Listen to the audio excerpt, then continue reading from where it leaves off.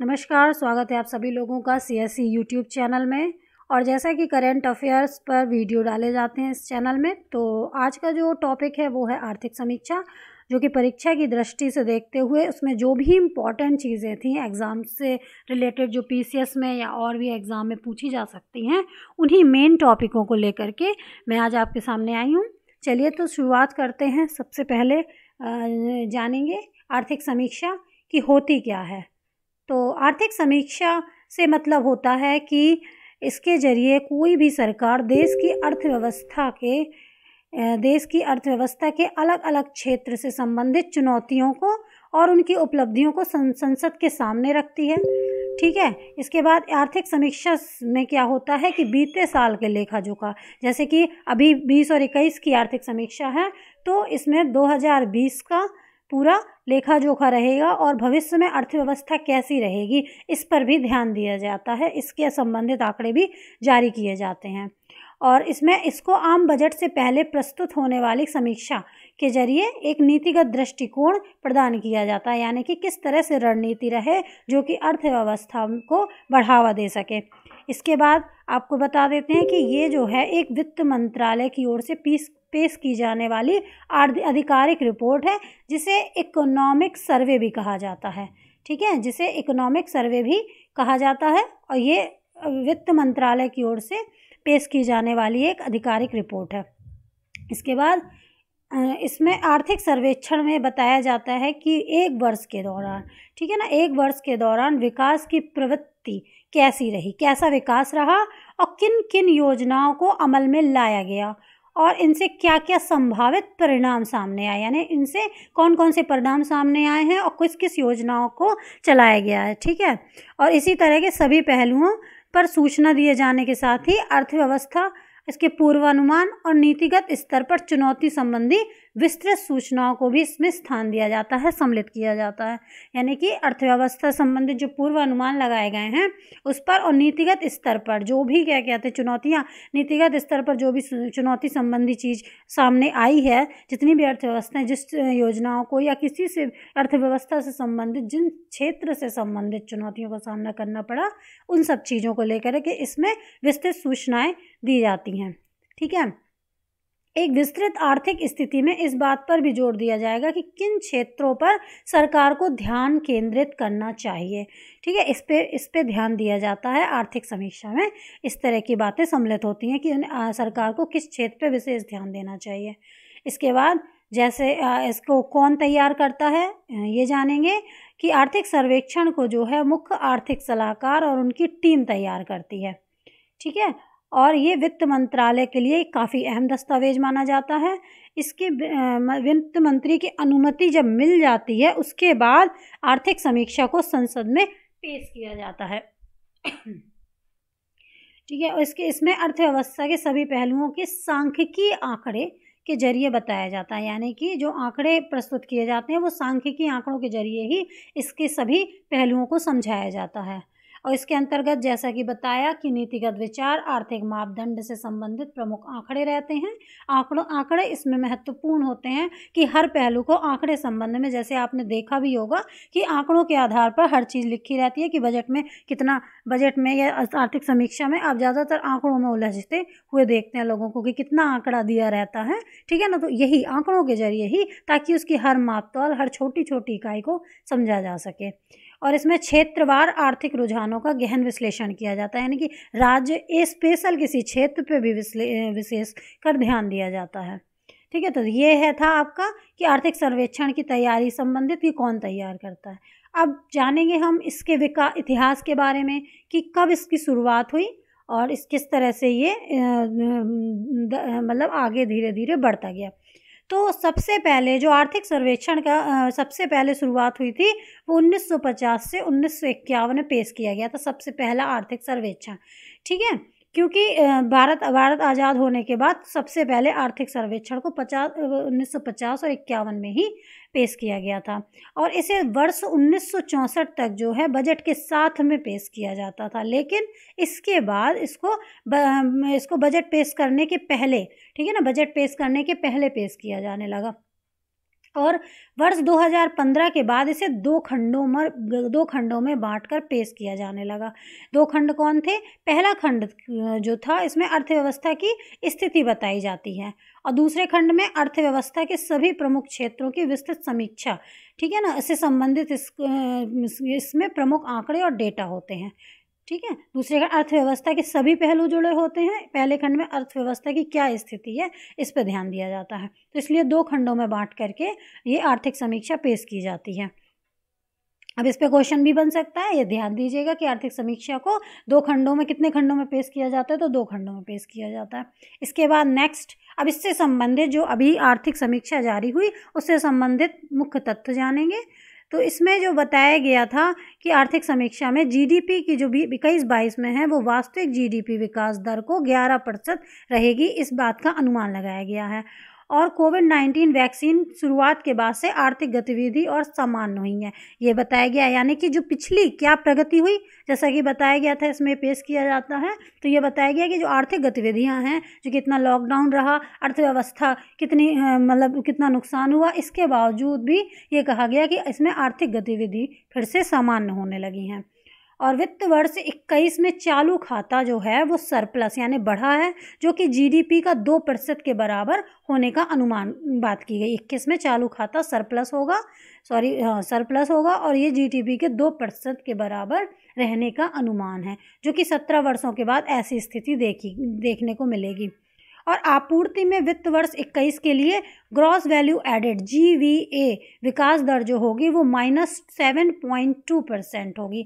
ठीक है, ये भी एक विकास दर को जानने का एक क्या कहते हैं दृष्टिकोण होता है, जिसे ग्रॉस वैल्यू एडेड कहते हैं, जैसे कि GDP, इसी तरह ग्रॉस वैल्यू एडेड जो है, ठीक है, इसकी विकास दर बताई गई है कि -7.2% है। ये थोड़ा सा इसको समझने के लिए ज़्यादा समय चाहिए, इस पर कभी फिर से भी वीडियो बना करके हम आपको बताएंगे कि ग्रॉस वैल्यू एडेड क्या होता है, क्योंकि अभी इसको ज़्यादा अभी समीक्षा के बारे में पढ़ाया जा रहा है, इसलिए हम इसके सारे पहलुओं को देख लेते हैं।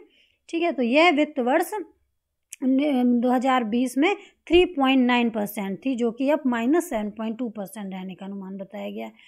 इसके बाद कोविड-19 के कारण भारतीय अर्थव्यवस्था को हुए नुकसान को कम करने में सबसे ज़्यादा कृषि ने महत्वपूर्ण भूमिका निभाई है। ठीक है, कृषि जो है वो हमें उसका विकास जो रहा वो 3.4% के बराबर, ठीक है ना, वर्ष इसके लिए 4% रहने का अनुमान है। लेकिन इसकी जो अर्थव्यवस्था को संभाला है कोविड-19 यानी कि इस महामारी के दौरान, तो वो कृषि के दौर के क्या कहते हैं बल पर ही अर्थव्यवस्था जो है वो पटरी पर फिर बनी हुई है। ठीक है, इसके बाद वित्त वर्ष 21 के दौरान उद्योग और सेवा क्षेत्र में क्रमशः 9.6% से 8.8% की कमी आने का अनुमान की बात की गई है। इसमें कमी आएगी क्योंकि जिस तरह से उद्योगों में क्या कहते हैं देखा गया है कि कितना नुकसान हुआ है, ठीक है ना, लॉकडाउन के दौरान, इस वजह से इस तरह के अनुमान है। सेवा क्षेत्र, विनिर्माण और निर्माण क्षेत्रों को सबसे अधिक नुकसान उठाना पड़ा है। किस किस को? सेवा क्षेत्रों को, इस विनिर्माण क्षेत्र जो है और निर्माण क्षेत्रों को सबसे अधिक नुकसान उठाना पड़ा। ये क्षेत्र अब तेजी से सामान्य होने की स्थिति में आगे बढ़ चुके हैं, कृषि क्षेत्र से बेहतर परिणाम दिए हैं, जैसा कि पहले बताया गया है। और इसके साथ ही वित्त वर्ष 2021 के दौरान भारत निवेश के लिए सबसे पसंदीदा देश रहा। ठीक है ना, 2021 के दौरान सबसे पसंदीदा देश रहा भारत। इसके बाद फिर इसके बाद बताते हैं सेंसेक्स और निफ्टी जो है वो भारत के बाजार पूंजी और जीडीपी अनुमान के 100% को पार कर गया है। ठीक है, इस तरह का जो पहले अक्टूबर 2010 के बाद से ऐसा पहली बार हुआ है जो इसका सेंसेक्स और निफ्टी इतनी तेज़ी से बढ़ा है। और राज्य के अंदर 2 और राज्यों के बीच आवागमन में बढ़ोतरी से जीएसटी संग्रह रिकॉर्ड स्तर पर रहा। इसके और सेवा क्षेत्र के निर्यात में तेजी और मांग की कमी से, मतलब सेवा क्षेत्र में निर्यात में तेजी होने के वजह मांग की कमी से निर्यात की तुलना में आयात जो है वो उसमें कमी आई है। ठीक है, निर्यात में जो है 21.2% की कमी आई है और आयात में 39.7% की कमी आई है। ठीक है ना, तो निर्यात की तुलना में आयात में ज़्यादा कमी आई है। और जो अर्थव्यवस्था है, कहा गया है कि ये V आकार के सुधार जारी है, अर्थव्यवस्था में V आकार का सुधार जारी है, जैसे कि बिजली की मांग में इस्पात की खपत, ई वे और जीएसटी संग्रह आदि में तेजी से उतार चढ़ाव के संकेत के कारण निरंतर बढ़ोतरी के रूप में प्रदर्शित हुआ है। यानी कि वी आकार की अर्थव्यवस्था से संबंधित हो गया आपका कि पहले अर्थव्यवस्था तेजी से नीचे गिरी है और फिर तेजी से उसमें उछाल आई है। ठीक है, इसलिए वी आकार के सुधार की बात की गई है कि इसमें वी आकार के सुधार को देखा गया है। इसके बाद सार्वजनिक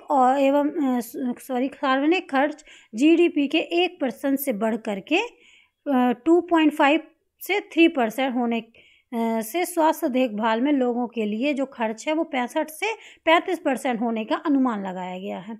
ठीक है ना।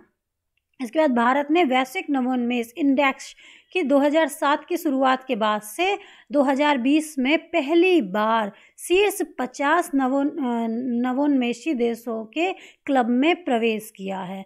ठीक है ना, शीर्ष 50 में नवोन्मेष यानी इनोवेशन में जो है वो उस क्लब में भारत प्रवेश हुआ है। मध्य और दक्षिण एशिया के संदर्भ में देखा जाए तो भारत पहले नंबर पे है, मध्य एशिया और दक्षिण एशिया के संबंध में। ठीक है, और निम्न आय वर्ग की अर्थव्यवस्था में यह तीसरे नंबर पे है। निम्न आय वर्ग जो है निम्न मध्य आय वर्ग जो है उसके तहत देखा जाए तो तीसरे नंबर में है भारत। इसके बाद शिशु मृत्यु दर को देखिए तो शिशु मृत्यु दर में गिरावट जो है वो 2015 से 19-20 के दौरान शिशु मृत्यु दर में गिरावट देखी गई, जो कि पश्चिम बंगाल में 20% पर और 3 पड़ोसी राज्यों में 28% तक देखी गई। ठीक है, इसके और 5 साल से कम आयु के बच्चों में मृत्यु दर की जो गिरावट देखी गई तो पश्चिम बंगाल में 20% की गिरावट आई और इसके पड़ोसी देशों में राज्यों में 27% की गिरावट देखी गई। और इसी समीक्षा में बताया गया कि भारत का विदेशी मुद्रा भंडार जो है वो 8 जनवरी 2021 को सर्वोच्च स्तर पर था, यानी कि 586.1 बिलियन अमेरिकी डॉलर आंकड़े को छुआ है। इसमें करीब 18 महीने में किया गया आयात भी शामिल है। ठीक है ना, ये सब होने के बावजूद भी सर्वोच्च स्तर पर जो है वो विदेशी मुद्रा भंडार भारत का था। इसके बाद वस्तुओं का कुल आयात अप्रैल और दिसंबर 2020 में 29.1% से घट करके 258.3 बिलियन अमेरिकी डॉलर, जैसे कि बताया था, यह पिछले वर्ष के इस अवधि में 364.2 मिलियन अमेरिकी डॉलर रहा। और प्रमुख उपभोक्ता मूल्य सूचकांक यानी कि महंगाई दर अप्रैल से दिसंबर 2020 में 6.6% पर रही।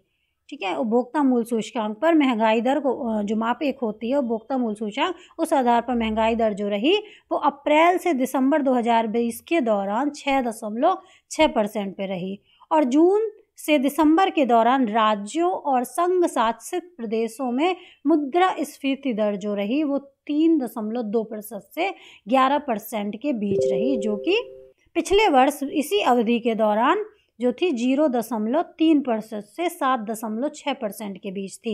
यानी कि इतनी ज़्यादा मुद्रास्फीति में वृद्धि देखी गई, जो कि 3.2% से 11% तक देखी गई।